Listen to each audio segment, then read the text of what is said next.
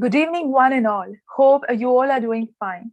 This is Sonia Plavin, teacher from DYD World School, welcoming you all to our seventh episode of Prep Talk Show. Dr. Yashwantrao Dode World School has been keeping pace with the changing trends in the education system. Besides the core focus on academics and co-curricular activities, it also aims in inducing a professional career outlook, or by helping the students to acquire wisdom for the profession. Now, we all agree that this era is a specialization, and there are so many unconventional professions to be unfolded besides the traditional ones. So, to avoid all the confusions at the junctions of the future path, we gear up our students from grade 6 onwards by guiding them to prepare for the competitive exams like IIT, CET, NATA, NEET, NID, UCEED, and many more. DYD World School has raised the curtains to a prep talk show to create awareness and expose the young minds to a various career options. So over to our host, Mr. Brajesh Anand, a well-known personality of the performing art world. And he's also associated with DYD World School for over many years now. Today, he will be interacting with a well-established neurologist in our seventh episode of Prep Talk Show, a candid chat show with the professionals for our aspiring professionals. And this will be followed by a question answer session. So you all can write to us your questions in the chat box. Also, before we move ahead, do like, share, and subscribe to our channel. So without further ado, let's get started. Over to you, Rajesh sir. Good evening, everyone. My name is Brajesh Anand. Welcome to this fresh news segment by Dr. Yashwantrao Dode World School, a candid chat with professionals for aspiring professionals called the Prep Talk. DYD World School is ICSC affiliated school in Mulund. Academics, along with dance, drama, music, yoga, and sports activities. We are preparing students for various competitive exams like JEE, CET, NATA, NID, and UCEED. This prep talk is a part of our process of preparing students from grade 6 onwards for the future. Why the student of 6th standard? Well, the student of 6th standard is almost 12 years old and is on the threshold of development aspects like critical analysis, better concept understanding, abstract thinking. So this age when a child can be counseled and he can be guided into his future. We at DYD World School, to prepare students for professional courses, we mentor students from grade 6 to grade 8 for verbal reasoning, critical thinking, logical thinking, mathematical skills. Perspective drawing is also a part of the art and craft syllabus besides memory, still life, and geometrical. After they pass the 8th grade, we will administer an aptitude test. And according to the results of the test, we will be mentoring them for professional courses. Understanding a profession is the first step towards this preparation. DYDWS has organized a talk show called the Prep Talk for school-going students to answer their questions about different professions. Today, we have here with us Dr. Ashish Susvirkar, consultant neurologist, MD, DM. Needless to say, what a noble profession it is, but at the same time, it's very, very stressful. We are grateful to you, sir, for sparing your precious time and being here with us. It's both an honor and privilege to have you on the show. Talking about him will be like showing the torch to the sun.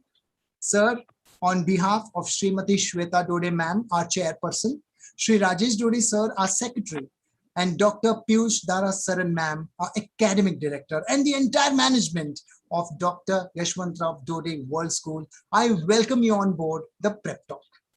Thank you. Thank you very much. And first, I would like to offer my respect to all the respected teachers and seniors. And thank you for inviting me for this prep talk. I'm really honored and really pleased to be here.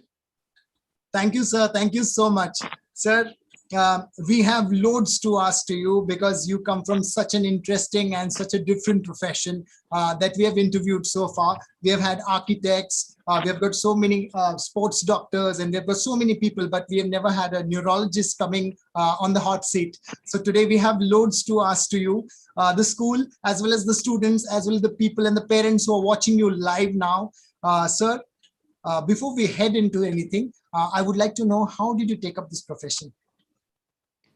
So it was actually some interest generated when I stay near our school only. And my neighboring society, we had a doctor. God bless his soul, he's no more, Dr. Gaware. He was a very famous physician near our house. And whenever, like as a patient, when I used to go there, or my parents or my relatives used to go there, I always saw him being so humble, so nice, so soft spoken. And I always felt that when I go to him, with his kind words, I felt that my fever is, or my symptoms are half already gone or half cured with his kind words and kind attention. So I felt this is something we would like to do, or I should do. And fortunately, I was one of the good students in top 3 ranks, and I had inclination towards science, maths, biology. And I realized that whenever there was a human biology, whether it is some kind of a bones or skeletons and all those, so I was really attracted to that. And then I realized, yes, this is something I should take up. And gradually I realized that doctor is like not like what movies show, that someone comes and gives some painful injection, or when someone collapses, you just start thumping somebody's chest. It's not like that. But as and when I got to know about the details, I realized that it is such a respectful job with so much dignity. Of course, every job is respectful, but this is something different. Why different? Because you know that you can make some difference in somebody else's life. And when you're dealing with life, uh, you feel something. I mean, there is a peace of mind when you save someone and when you see someone getting better. That is how I took up medicine, and how I landed up in neurology. Because when I was studying medicine, I realized that functions of brain and spinal cord and nerves. This is perhaps the most complex subject in medical field, and the patients of paralysis, patients of fits, those who are not getting better cure. I think I should take up that profession and offer whatever I can with my best of abilities, with my education and background of qualification. So that is how I took it up. Fantastic, sir. Fantastic. I think one doctor changed your life forever. Yes. He was the first person who I got influence from. I think that's when you started to decide as to this is something that I want to do for the rest of my life. Was that the time that you decided, or was there something else that happened that you took up that I like this and so I should go ahead? What happens? I mean, I think for every kid, when they see some, what do we say, some commando, they feel that I should be a commando. When they see a person who's like a tiger shroff or someone, they think I should be the best dancer. Nothing wrong in that. But when you know your inclination, your mind, your desires are towards some kind of patient related, symptoms related, or treatment related, I thought I had that some knack, so I just took it up. And thankfully, by God's grace, and of course, because of the blessings of all the great teachers from the school, college, and everywhere, I think I could reach so far. Absolutely, sir. Absolutely. A student is nothing without the teachers or the gurus that he has in his life, and it's absolutely a fact and proven for years that people say the hands of doctors are hands of God. That is the only time when a destiny can be changed of somebody who's so critical, and you pull them out of their miseries. And I really respect and love what you all are doing. To the entire faculty who has worked on through the corona, the entire phase, and still they are working and they're still giving in their everything. And hats off to you from me and from the entire school, sir. Please accept this from us. We are just little nothings who are. No. Thank you. Every kind word of appreciation, it means a lot. Sir, I especially think when it's we are just. overburdened with work. I know, It sir. means I a lot. know. Sir, I would like to know, since you spoke about school, what was your guidance in your school level? As in, it all begun from there. So, how did it begin from the school level? As in, what happened in your school level, sir? School level, I was in our school only. My basic schooling till 10th was done there only. And I must say that all the teachers, they were so good in their respective subjects. Whether it is, I remember I studied Marathi medium, but I never faced any problem in English because of our great teachers. So whether it was Vag sir, Lamkhade sir, Mahindra sir, Patil madam, and maths because of Yogini Patil madam. I mean, they were so amazing teachers. They always taught with so much passion. And so having some small quizzes at school time, whether it is spelling competitions, whether it is essay writing, whether it is speech competition, eloquence competition, everything they nurtured us. Actually, they took care of us like their own children, and we felt almost like at home. Of course, when the students are not doing well, they have the right to scold and even go higher in terms of punishment.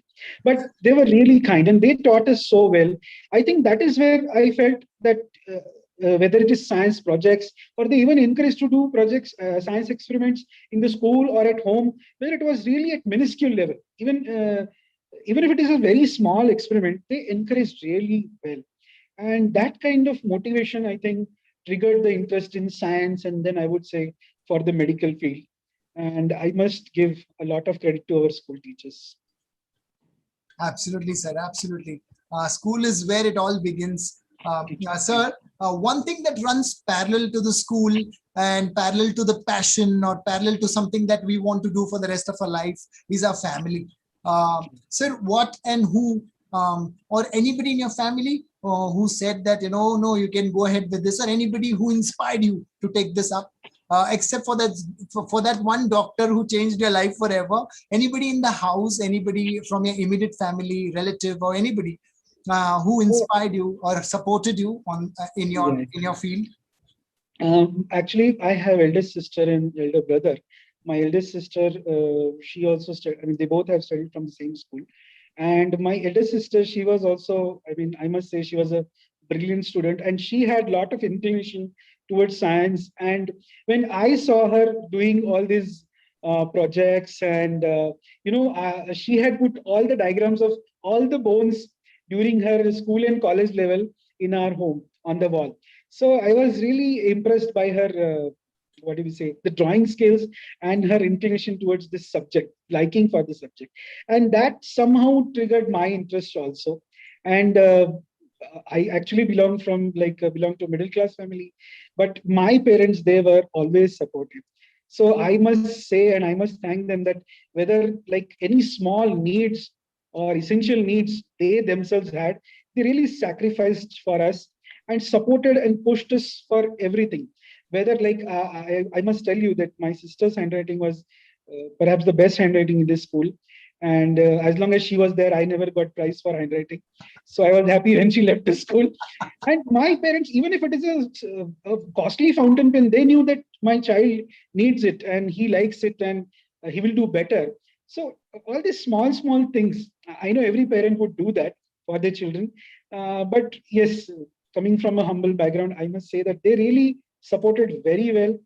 And of course, with their blessings only, I could come here. Absolutely. That's very interesting to know that your sister somewhere inspired you and put Yes, you on yes, the yes, track. yes, yes.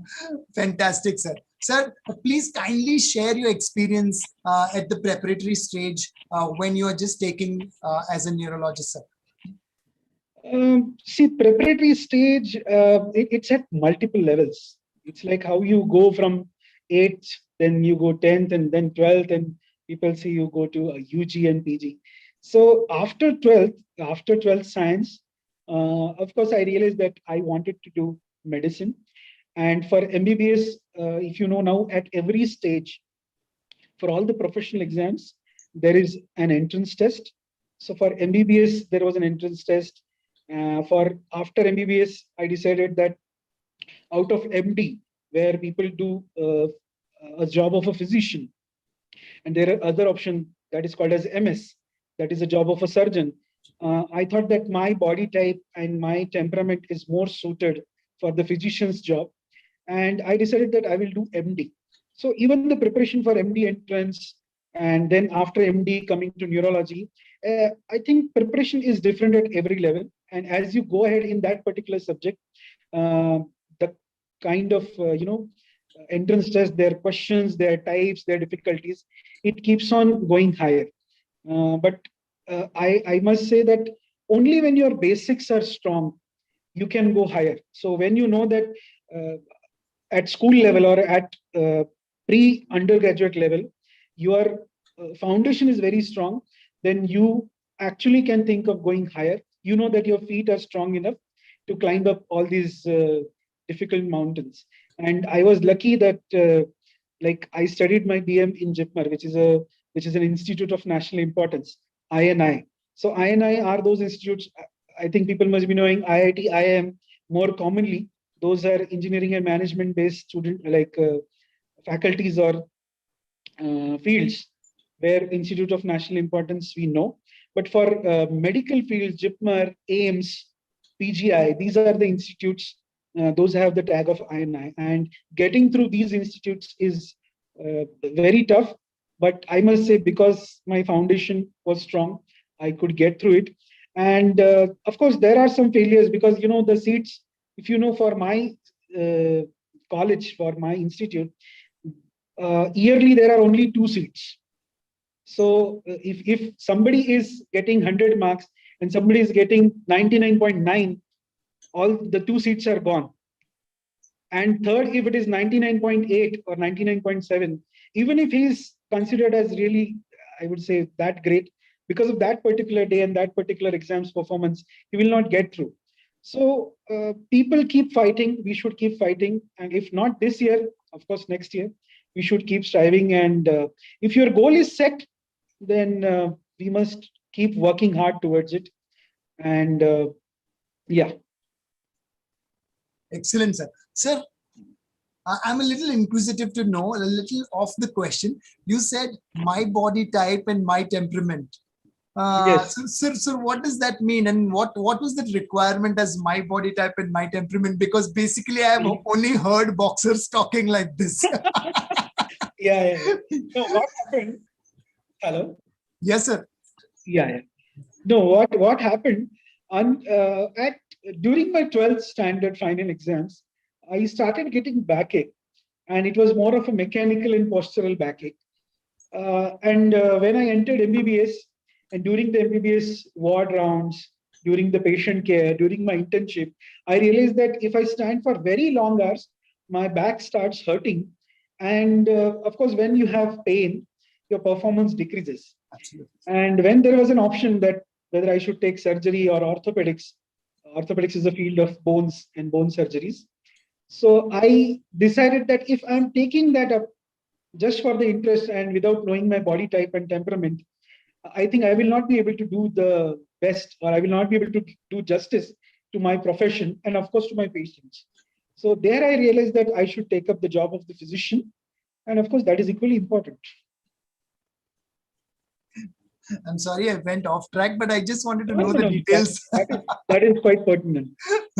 I hope all the students who are watching are as inquisitive as I am, and I just want to know the details. That's the reason. I hope you all are taking note of what sir is saying, because he's just guiding us through something that we have absolutely no clue about. Sir, any interesting experience that you have had while working as a neurologist, sir? While working, I would say as a medical professional, there were really fantastic experiences. And when you see, like, whether it is a 1-year-old child or whether it is 90 years old, some auntie getting better, and through the worst of the illnesses, because of your efforts, because of your reading, because of your research, because of your collaboration with other faculties and your fellow colleagues, it, there is no other feeling like the satisfaction and peace of mind which you get after you see the patient coming to you after discharge. It's mind blowing. I would like to say that recently I had a patient. Is it okay if I share some patient related issues? Absolutely, sir. We would like to know it, sir. We are Yeah, yeah. waiting.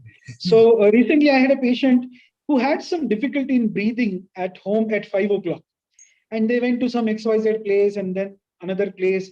And by that time, patient's condition started worsening. He couldn't breathe, and they immediately brought patient to our center.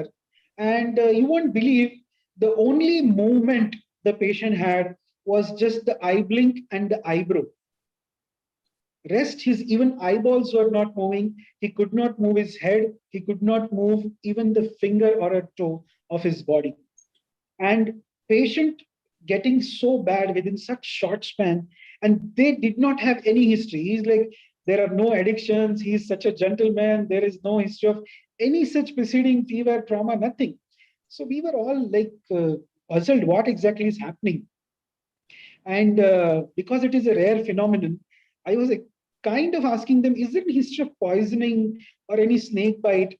So they were like, sir, we stay in a good society. I don't think there is any such possibility of a snake bite or any creature bite. So by the evening, I was a little frustrated that why I'm not able to crack this case. And see, in medicine, it is not like maths. 1 + 1, 2, it's not like that. So there are always possibilities and we have to go algorithmically. And so when I thought my first differential or first possibility for this patient is still could be a snake bite. And a snake bite where you won't believe, there are some snakes, they can bite you. I mean, they can bite a person may not feel any pain.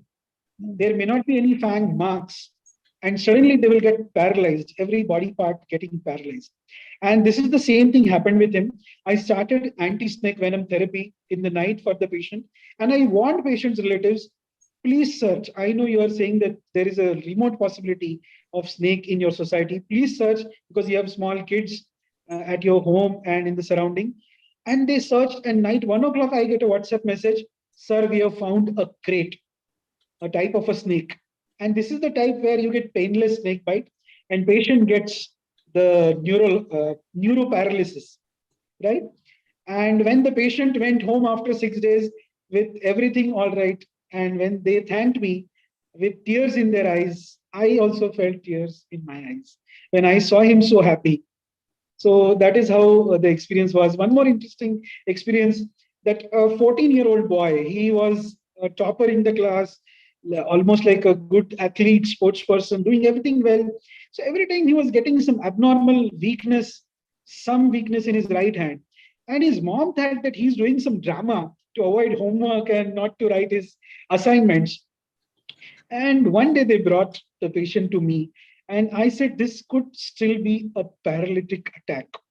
And we did his detailed evaluation, and indeed he had a paralysis. And we evaluated, and within 5 to 7 days, he was completely all right.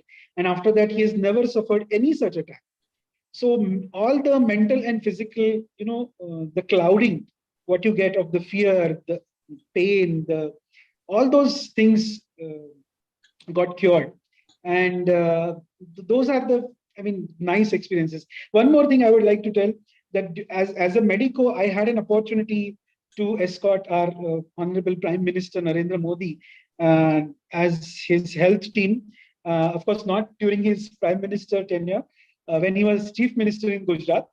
And one more amazing experience was I had to accompany our everybody's beloved ex-president, Dr. APJ Abdul Kalam.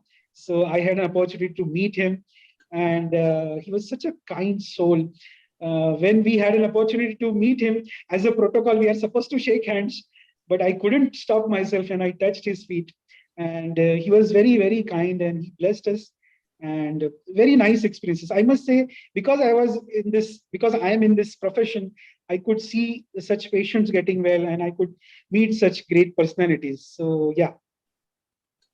I hope everybody is listening to the two important things that sir said, and everything is related to a lot of emotions it's not just a profession. We don't call it a profession. It's a part of his life. And sir, it's amazing to see you. You have reached great heights. It's because you have made that thing a part of you, and it's not just a profession for you. And I'm really amazed, and I'm really honored that I'm sitting right in front of you, though we can't meet personally. But the thing is, I would just like to take an appointment one day and just see you personally, sir. It's really amazing listening to you, and all the people who have gotten well and still are under your control and are getting well. I would say to you, please count your blessings. You are really a blessed soul.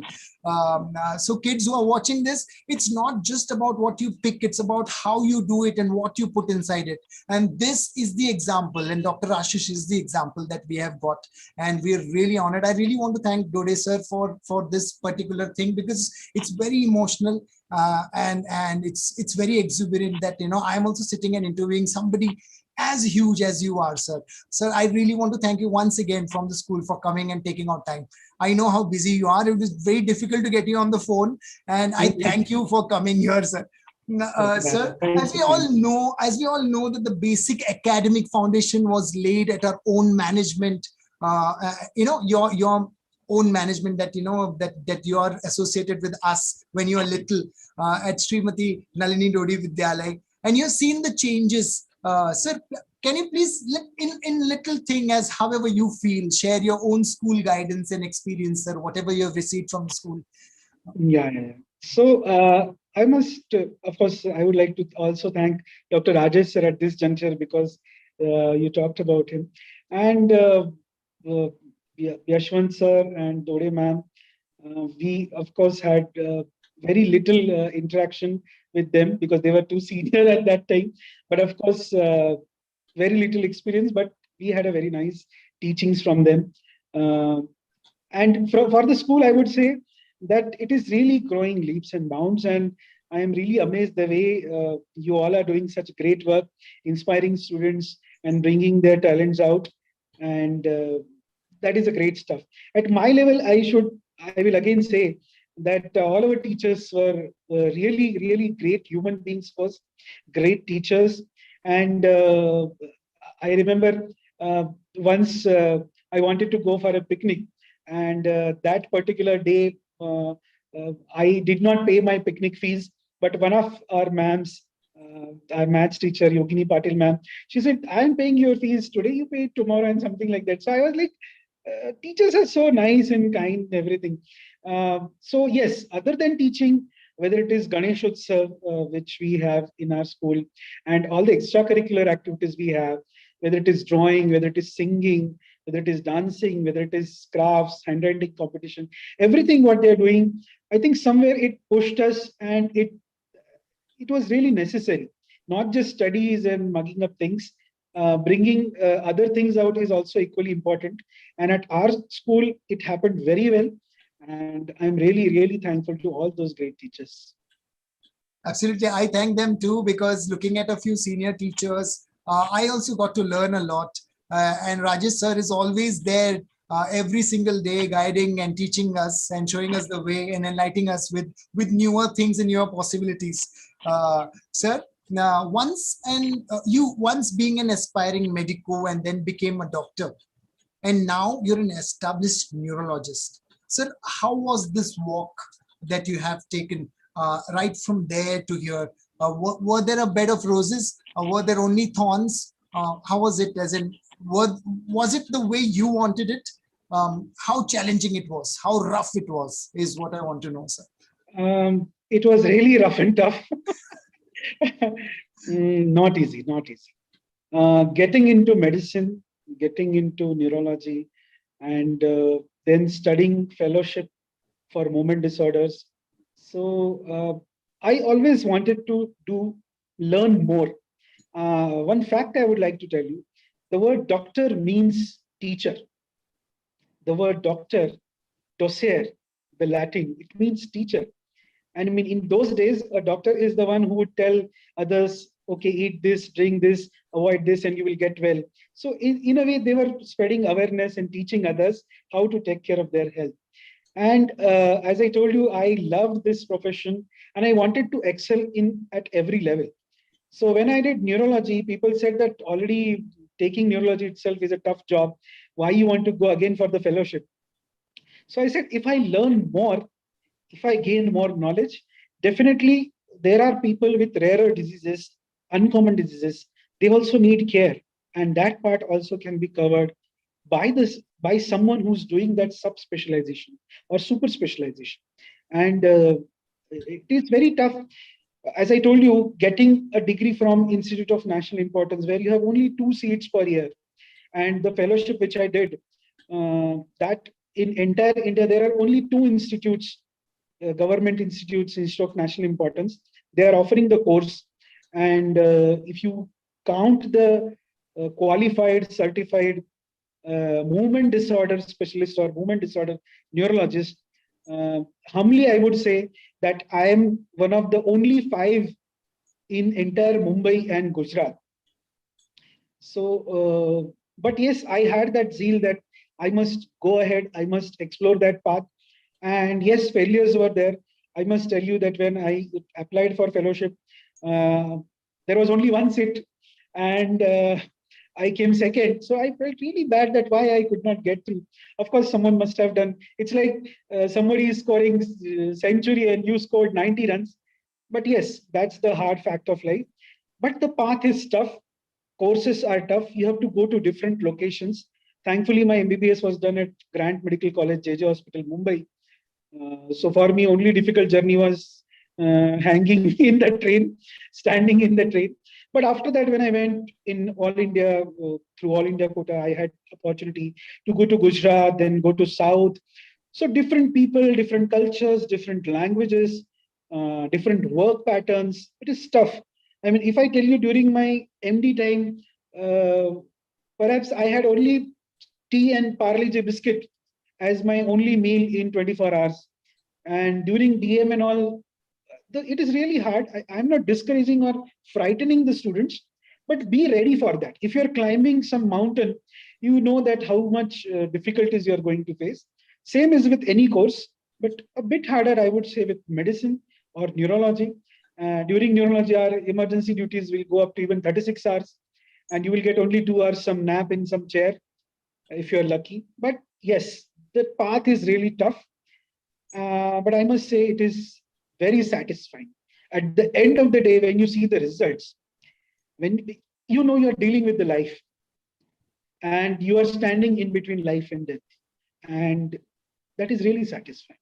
So even if the path is tough, the end results are good. And as they say, the end is happy. And yes. Fantastic, sir. For all the students, if you notice, when sir started speaking on this question, the first thing he said was, okay, this is where his success lies. The first thing he said was, I want to learn more, and I always wanted to learn more. And this is the catch for today. This is the catch for all of you who are watching from 6th grade to any grade. Learning never stops. The first thing that he said when he started answering this question was, I wanted to learn and I wanted to learn more. The second thing, we didn't know what doctor means. And he said what doctor means in science, in Latin, right, sir, if I'm not wrong? Teacher, to teach, yes. Latin means to teach in Latin, right? Yes, in Latin language, the word docere or doctor means to teach, or doctor is a teacher. So I hope you all are taking note of this, because for us, Dr. DR stands for somebody who gives medicine, but he took us really far off from there, and he's given us the basic of the word doctor. So I hope you all are taking note of that. Sir, thank you so much. This was wonderful. This was just wonderful. Yeah, I mean, if you, I don't know if you have seen my CV, I had taken the job of assistant professor after my MD and after my DM. So I was actually not just treating patients and doing the medical job. I was also doing my teaching job also, and it also gave me immense satisfaction. When you see your students doing well, learning from you and applying it on their patients, and their patients are getting better, and when they come back and tell you, yes, sir, you taught us this and we could apply on these patients and we learned whether it is a simple CT scan, whether it is through blood pressure, whether it is some other minor sign. I think that is also really, really satisfying. And Absolutely. I think, to be very frank, I loved being a teacher in medical college more than doing private job. But of course, life has its own courses. Wonderful, sir. Wonderful. You would do well in any profession, sir, not just doctoring. Yeah, thank you. Sir, I just wanted to know, according to you, what are the basic, like every profession has a basic skill that is required, like architecture. When we spoke to a few architects, they said they need good drawings. When we spoke to a product designer, they also said they need good drawings. So you need to work on your drawing skills. That is the basic skill that is necessary. Sir, I would like to know as to, according to you, what are the basic ability or a skill that a person should sharpen or inculcate to achieve and set targets if he wants to walk the path that you are walking, sir?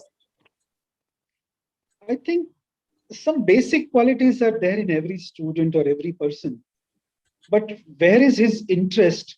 That individual or that student has to understand in his early path or early career phase. Like as you said, these are the formative years, 6th standard to 10th or 6 to 12.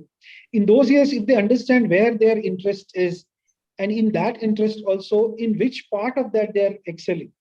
Drawing means whether it is shading or some other thing or portrait or live painting, all those in that way I'm saying, somewhere they will understand. And to tap that, I think the role of a teacher or a vigilant parent is huge. So first, I would say that, of course, abilities are there. They need the sharpening or the honing of the skills is required by the teachers and the parents. But a clear vision, somewhere you should know where my goal is.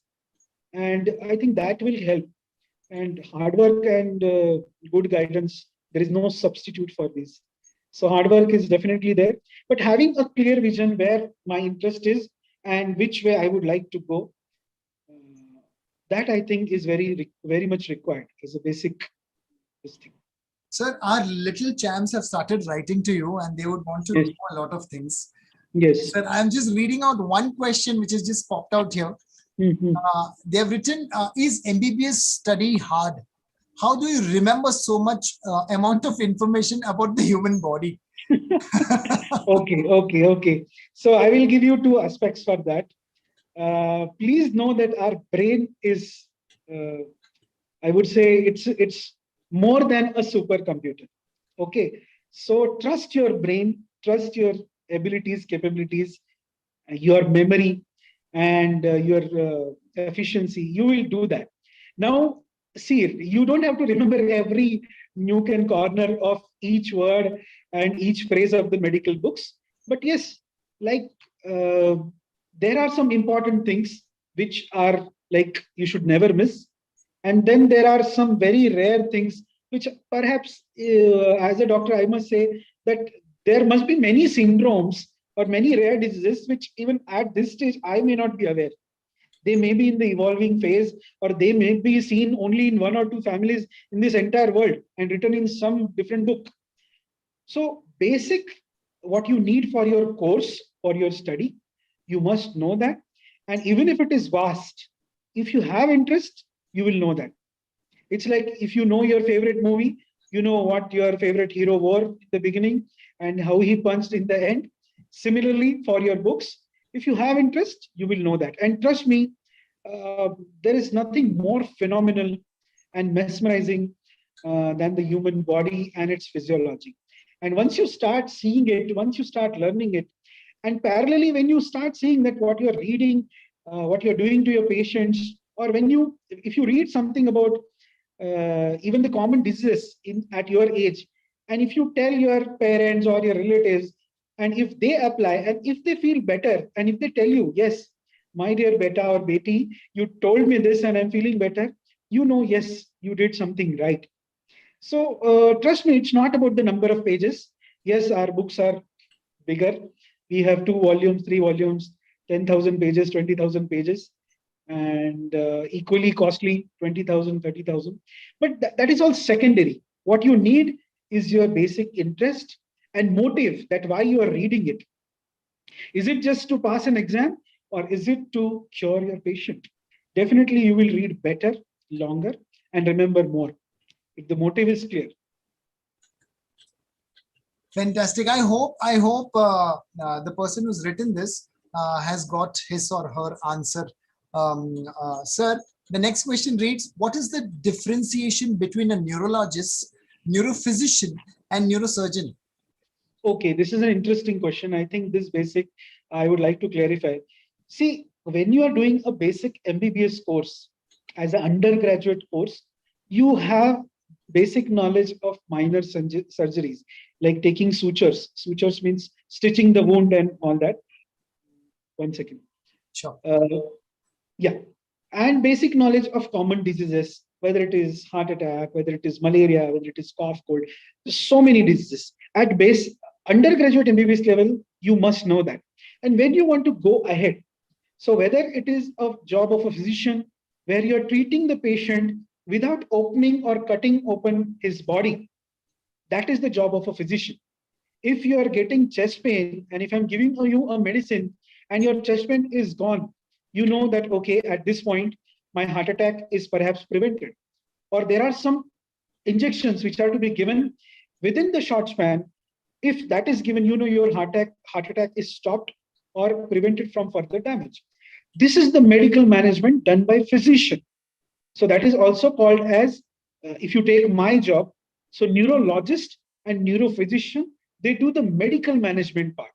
So whether it is a patient of a paralysis, whether it is a patient of a fits, someone who's having loss of vision, someone who's having some numbness in the legs, changes due to diabetes, XYZ. If there is a medical management to it, it is done by neurologist or neurophysician. If it is related to brain and spinal cord or nervous system, I should say. And if it is related to surgery, where you are using the scalpel and cutting open the cavity or the skull, that is the job of a neurosurgeon. So where is the role of a neurosurgeon? If somebody is having a huge tumor in the brain, I think surgeon will have to open the skull and take the tumor out, right? If somebody is having a trauma, somebody fell off the bike and there is a fracture in the skull and there is injury in the brain, then this neurosurgeon's role comes into play. But most of the times it is the neurologist where the medical management is done. So please understand this difference between physician and surgeon. Okay, I hope children are taking note of this. And I hope it is clear because of whatever you have written here. Sir has just elaborated the entire thing out.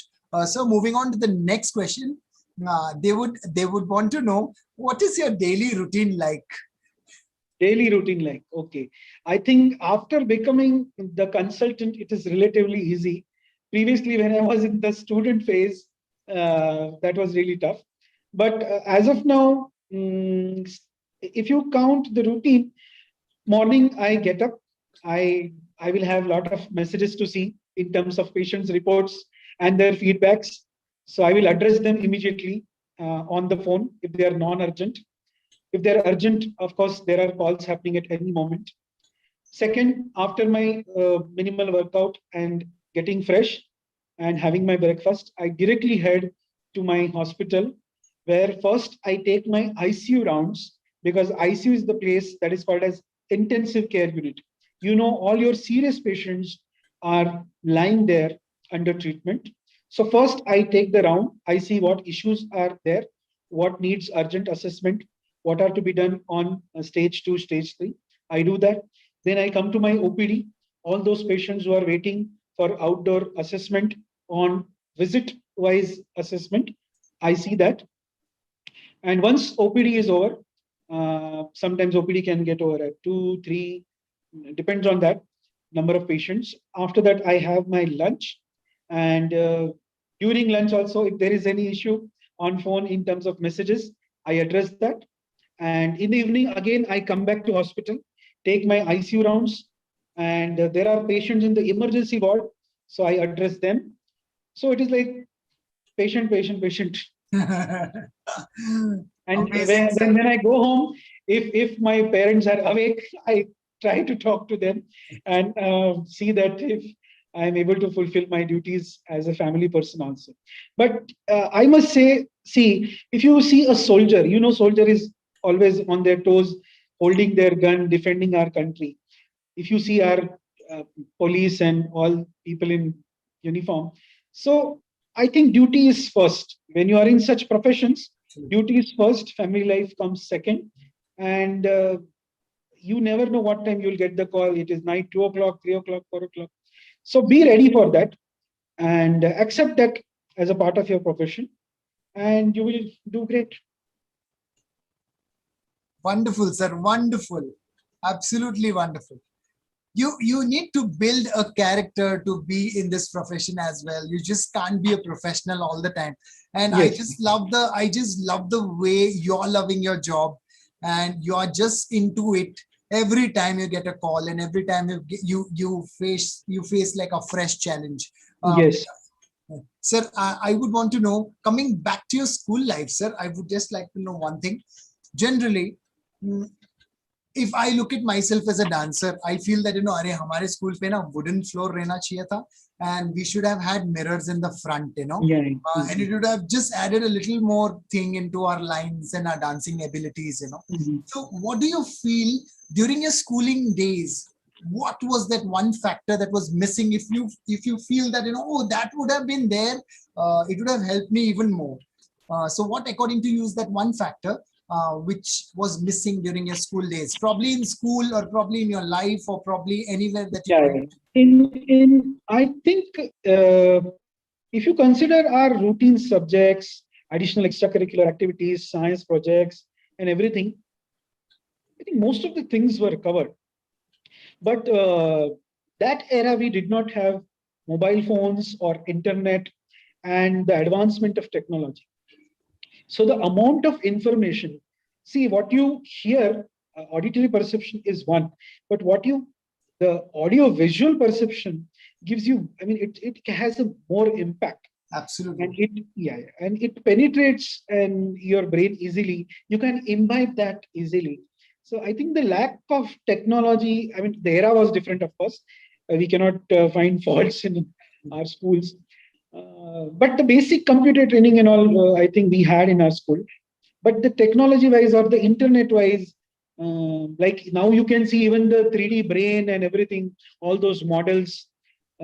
People have disease models also, and so much information. I think there is huge amount of information available at a single click. Perhaps I would say that was a missing point, and we were at disadvantage in that era. Otherwise, I will say, okay, we accept. Fantastic, sir. Even I feel the same, that, today's kids have everything on their palm tops. They just have to click and they have everything, coming right from 1930s to now, they will get the entire information. And we need to probably hunt for libraries which has books which can help us with the knowledge of, like, अरे हाँ वो time पे क्या होता और भी रहेगा ना और दूसरा library में जाओ. So today we don't have to do that. We have to sit at home and just open our laptop and just see what is happening. Fantastic. Right. I totally agree with you on this. Even during my MBBS, I realized that like we had those simple phones, I don't know, like with just numbers and all that. The smartphones came much later. So I remember going to my college library. My college, I must tell you, the JJ Hospital and Grand Medical College is the oldest medical college in Maharashtra, built in 1845. And we had books even from 1910 and 1920 and all those. So going to library, exploring those books, just to see how the history of the diseases and their treatment has evolved, it was also fun. So going to library, in that part was also a good thing. Now, of course, as you said, it's easier with the click of a Google search or any other search. True. Sir, it's very important to balance between interest and capability, at this tender age, where the kids are, then only you can stay focused without any confusion, otherwise it's very easier to get confused with whatever is happening around, because when you have one route and when you have not been given any kind of what you say um, uh, options, you take that one route and you go forward. But what happens when the door opens and you see 50,000 routes in front of you? There is always a possibility for confusion. Sir, Yes, yes.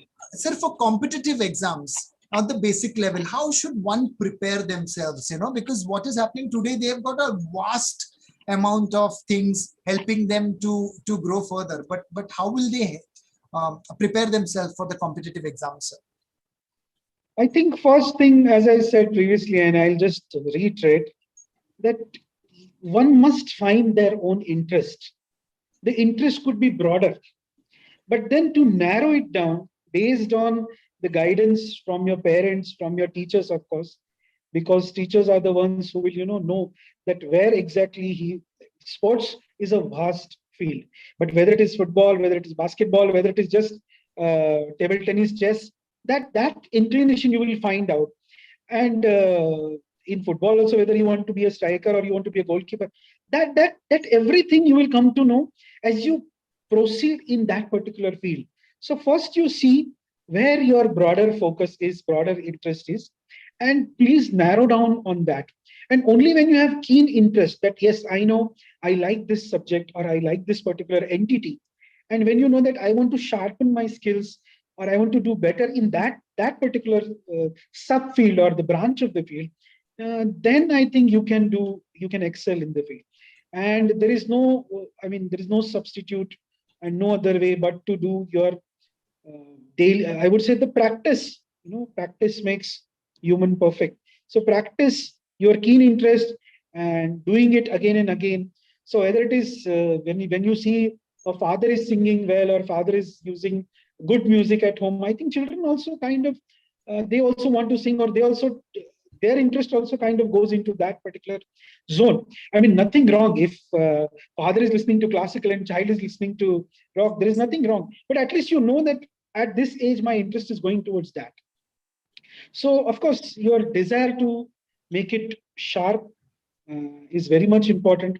I mean, if you take the example of great Bharat Ratna Lata Mangeshkar ji, I mean, she started singing for films even at the age of 10 and 12. And even at this age, more than 80 age, if she's doing her riyaz and practice, you know what it takes to become that unique person. So interest, your focus on your goals, narrow down on your subjects, and practice, practice, practice. There is no other go. And I think teachers and parents, they can always bring up the topics. They should explore that when I'm bringing this particular topic or this particular subject or this particular art, uh, whether students are liking it or they think, yes, I feel this is more interesting, or some girl thinks, I think this is something better. So that part should come up from, I think, parents and teachers.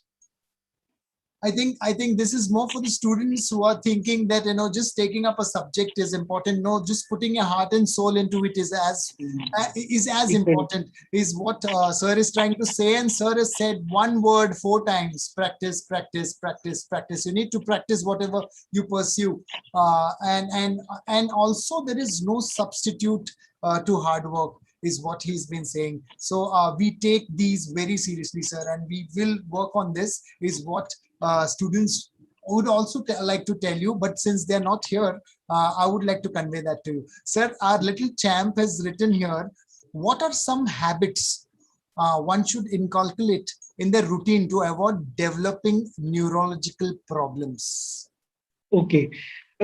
See, if you see most of the neurological problems, if you say common diseases means common but dreadful diseases like paralysis, or I will just speak about paralysis first. So if you must have heard heart attack. So paralysis is a similar equivalent in the brain. What happens? Every body organ needs a supply of blood, and when that particular organ, it's like a pump needs supply. Every machine needs supply, and that supply is obliterated. That machine will stop functioning. So when heart stops functioning because of lack of blood supply, it is heart attack. And when paralysis, when the brain gets less blood supply, that is stroke. Of course, if there is a bleeding in the brain, that is also stroke. So what are the common reasons for this, both diseases? So I must tell you, junk food, your weight, which is not in your control, these are the common factors, because these things are leading to hypertension or high blood pressure. They will also predispose you to diabetes. So having overweight, having diabetes, having blood pressure, so it's like three arrows coming and hitting you, and they will in long term. It's like you are keeping your knife in the rain. If you don't take care of that knife and you just keep it somewhere lying in the rain, it is going to get rusted. Trusted. So body is also like that. Your body is getting rusted because of all these bad habits like eating junk food, not maintaining your weight, not doing regular exercise. I think that will affect you in the long run. Now we don't realize, but once you start aging, I mean, nowadays there is no age bar. I have seen paralysis happening in 14 years and even younger than that. But yes, I think these are the habits of good food, good exercise, keeping your body and mind fit. That should be the aim. Okay, I am sure that if a parent and a kid are sitting together in the same frame, they must have exchanged glances. When you said the word junk food, because kids today just thrive on it. That is their staple food. So parents, I hope you are taking note of somebody who's God sent, who's sitting here and guiding us through, saying that junk food is what are the things that junk food does to us once it gets inside our system. Yeah. So you make sure that there are cheat days. When I look after a client, I These do are give them accepted. I do give them a cheat day because they can have their pani puris and their burgers and everything. But yeah, I mean, just look at the intervals at which the child is being fed with junk food. So, sir, thank you so much for that. That was a very vital point for kids at this age, because even after a football match, I see kids eating chips outside the grounds. So I have seen all these things. So I mean, it's a very important thing as to what you eat before a workout and what you eat after. Yeah, Thank you and so to much, add, sir. Thank you so and much. to add what you just said, that instead of playing football on your mobile phone, you can go out in the field and play the football. I mean, we are blessed to have such nice ground in our school compound, and there is a big Rajesh Sambhaji Maidan ground is Absolutely. also there. So you won't believe Absolutely. we have played football, rugby, cricket, and all sorts of sports. And I think it is a good thing to go out and just enjoy your sports also and physical Absolutely. activity also. Absolutely. Absolutely. I totally agree with you, because everything has come indoor, right from football to cricket. Please, parents, let them have some sunshine and some Yeah, rain and some rain too. rain too. Sir, last question for today. We have grilled you enough and taken a lot of your time, sir. No Sir, issues. this question is regarding pandemic. Sir, a kid is asking, how did your life change, or what are the changes that you must have received or felt during this pandemic, and also how hard it was to consult your patients during the pandemic, as in what challenges you felt during this time, sir? This is a very nice question, and I am really touched by this. I mean, if kids are asking this, really, Absolutely, I'm sir, they really are. amazed. Yeah. So I must tell you, see, we are still a developing nation, and we have to accept that lot of medical facilities are still not available to each and every person, and not just medical facility for the patient. There are many things which are not fully available for the treating or the healthcare personnel also. So whether it is a shortage of oxygen, shortage of medication, shortage of masks and kits for us doctors, we have to go sail through. We have to take it as a challenge. If the soldier has lost his gun, but if he sees the enemy, he will still fight. With the same spirit, we had to fight it. And to be very frank, I unfortunately, despite lot of efforts, I lost some close family members also, and I'm sure many of you must have felt the similar pain. But this pandemic is very unusual. I mean, the Spanish flu came in some 1918 and all that, and now we are facing something so weird and so humongous. So nobody knew that it is going to be so huge. Absolutely. And recently we have been, now of course the wave has gone down, but when the wave was on very much peak, almost patients who did not have fever, cough, cold, but as a neurologist they were coming to me for headache. They were coming to me for some other illnesses. But when we assess them, we realize that even they have COVID. And people were just not aware that they are suffering from that. With whatever best abilities and logistic and medical staff and support system we had, we did our best. And of course, there are some unfortunate incidents. But I must tell you that even when you lose a patient, see, body is not like some machine which you can, keep on repairing. After some time, body also kind of gives up. But our efforts did not stop.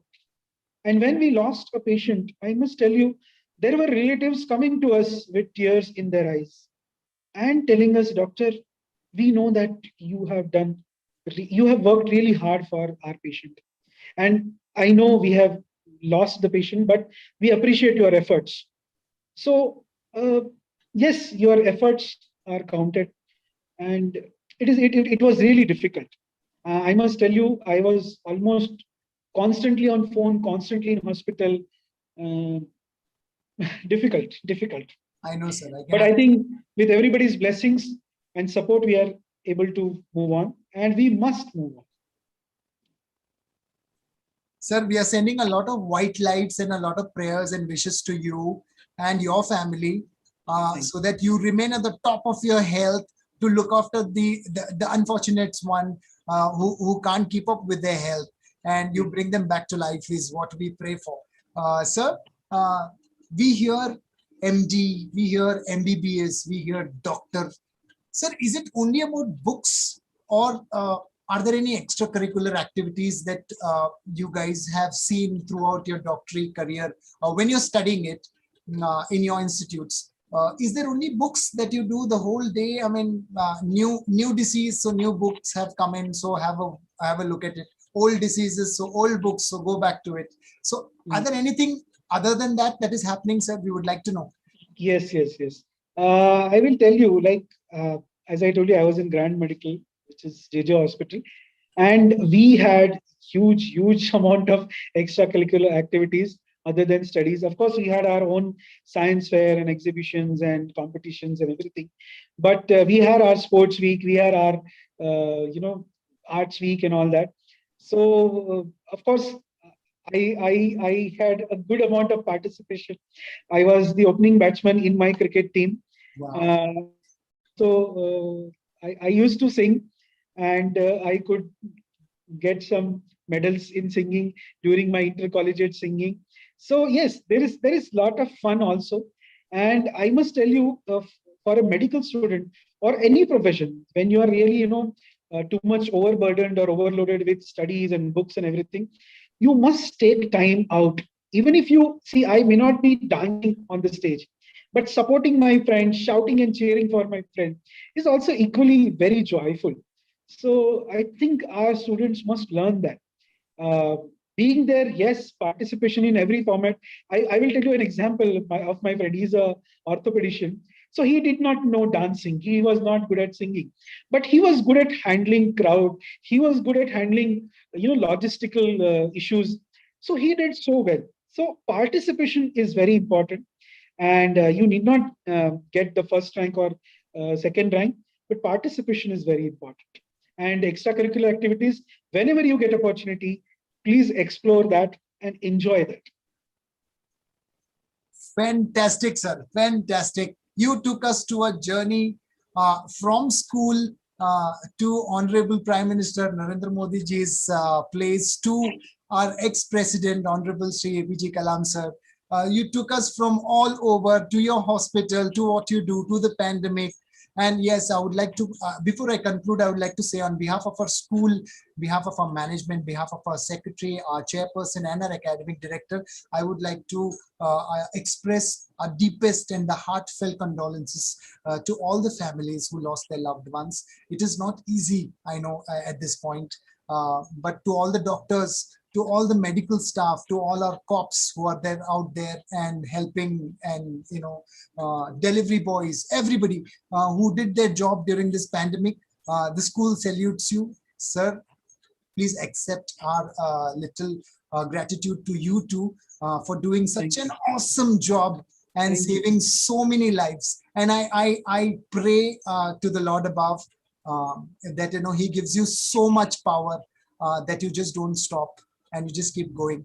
And like the way you're smiling right now, the smile also keeps keeps on, like your job keeps on, sir. Thank you so much for coming here. Thank you so much for giving us your time. I know you're sitting in the operation theater and giving this interview. So for kids who don't know, you're thinking that he's sitting in his office. He's sitting in the operation theater and giving this interview. I really want to thank you. I'm short of words. I'm overwhelmed with joy that I'm interviewing somebody like you. It's really a pleasure and an honor both to me. I thank the school authorities also to put me in this position to question you and to know you. Thank you. Blessings, prayers to your family as well, that they remain healthy, wealthy, joyful, and peaceful for the rest of their lives. On behalf of the entire school management, this is Brajesh Anand. I would like to sign off. Please remember to love, not just love and subscribe to this. And please extend your blessings to Dr. Ashish as well. Thank you so much. Thank you so much, Dr. Sir, for coming. One more thing I'd like to say, that this 1st of July is Doctor's Day.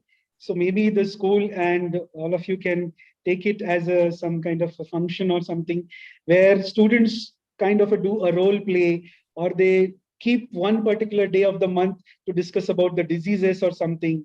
Or maybe as a school, academic activity, you might as well visit some hospital, how they function and how all this healthcare professional they work.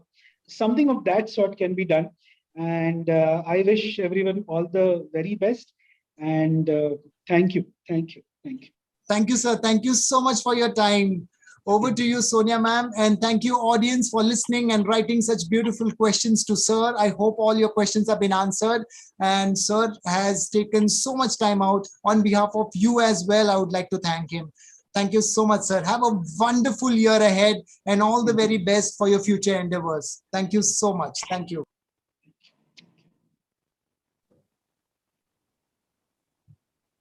It was quite a perceptive information, and we're obliged to and honored to have you on our show, Dr. Ashish Susvirkar, consultant neurologist. I'm sure the knowledge shared will be put into practice by our young aspirants. Grateful to Mr. Rajesh, who candidly airs all the useful tips. I would like to thank Dr. Yashavantrao Dode World School to organize this show, and also to all our participants. But do not forget to like, share, and subscribe to our channel, as many more will be here to share with you a perceptive career and answer all your queries. So be on time for our next show on Saturday, 5 p.m. sharp. Before signing off, do leave comments for any improvements from our side.